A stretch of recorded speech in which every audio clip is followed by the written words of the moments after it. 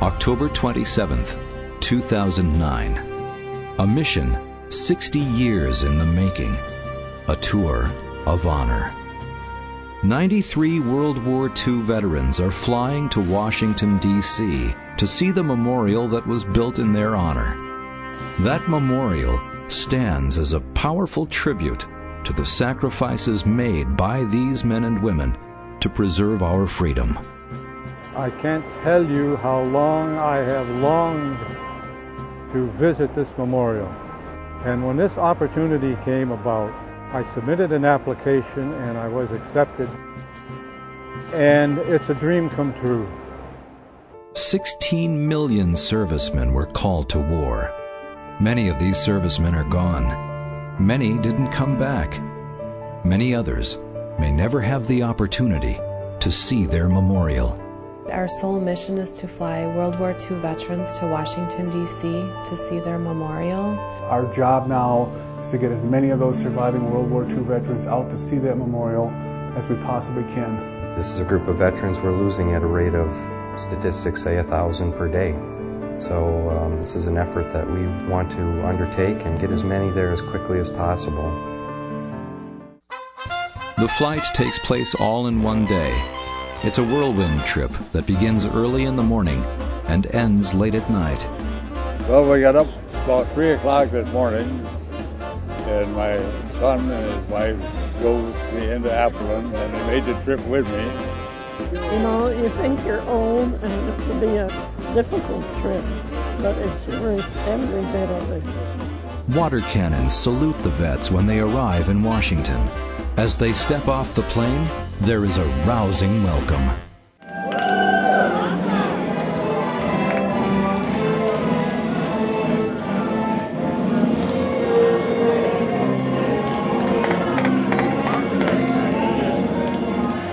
So many tears were shed, and for me it was such a special occasion to see all the veterans and to hug them and tell them thank you for serving our country. Today's event has been very emotional for me, very eye-opening.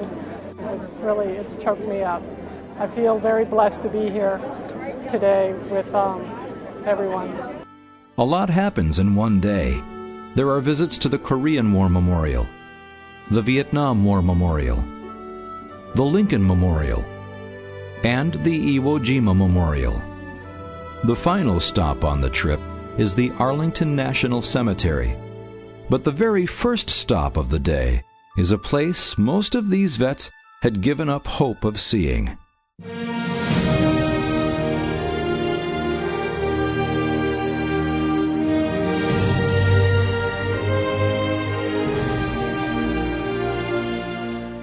To view the memorial built in their honor is overwhelming. Oh, amazing. Big. Well, I was just impressed with the World War II memorial. It was just unreal. The enormity of it and the vastness of everything.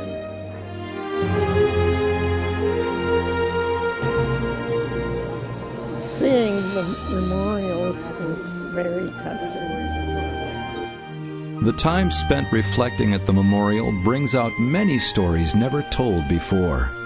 Stories that are our history.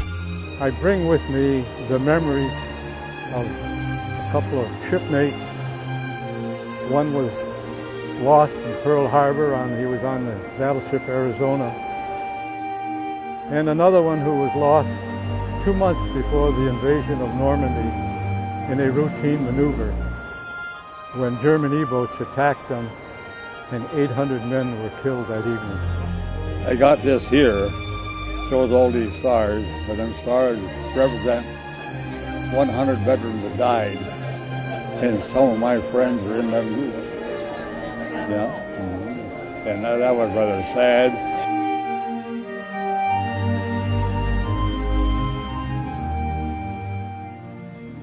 The magic of the Honor Flight program is creating many touching news stories of its own. A string of improbable coincidences gave one vet closure he couldn't have expected.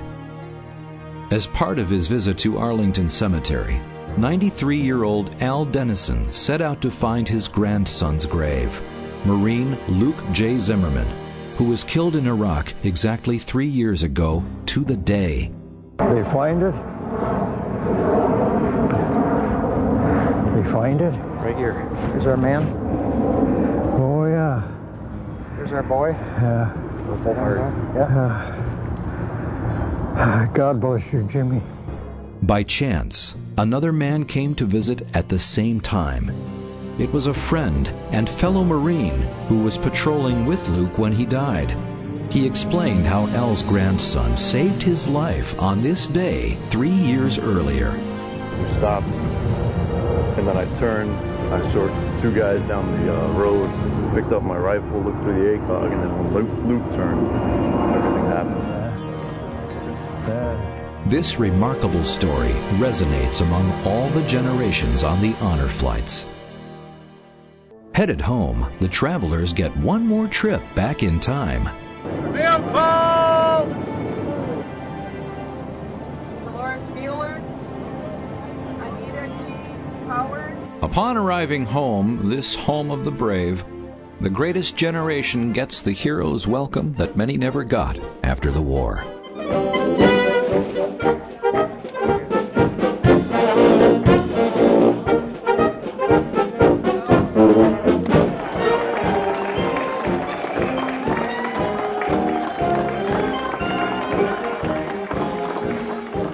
In talking with our World War II veterans, I am always struck at the emotion that comes out and their thankfulness for this program. When I come here, I almost cried. I shouldn't say that, but that's the honest truth. I'll remember this for the rest of my life, I'm sure. Oh, it was really wonderful. Everybody was so good to us, so appreciative. I was in tears when everybody was thanking us. And it's overwhelming. There are still many more veterans to be thanked. We have a strong need for donations. We're only going to be limited by our fundraising capabilities, so the need for donations, whether it be corporate or private, is paramount to the success of what we're going to do. We also need volunteers, those that are willing to give of their time, perhaps to go along as a guardian, or to take care of some of the planning activities back home. Not only are the veterans grateful for memories that will last a lifetime, the donors are grateful for the chance to create them. Old Glory Honor Flight is an opportunity for me to say thank you, and I mean that from the bottom of my heart. I spoke to one veteran who said he was so excited to get to see his memorial, and he never thought he would see it in his lifetime, and that's something that I'm very proud of, that Old Glory was able to provide that for him. It's really changed my life. I can't tell you what this has done to me, the importance of this trip and what it means to those that take part of it is just an incredible thing. I cannot thank the people of the honor flight enough. The only regret that I have is that so many of the older men died before they had the opportunity to visit their memorial. I represent them today, all of those who couldn't make it. And again, it would not have been possible without the honor flight. To find out how you can contribute to Old Glory Honor Flight, visit oldgloryhonorflight.org.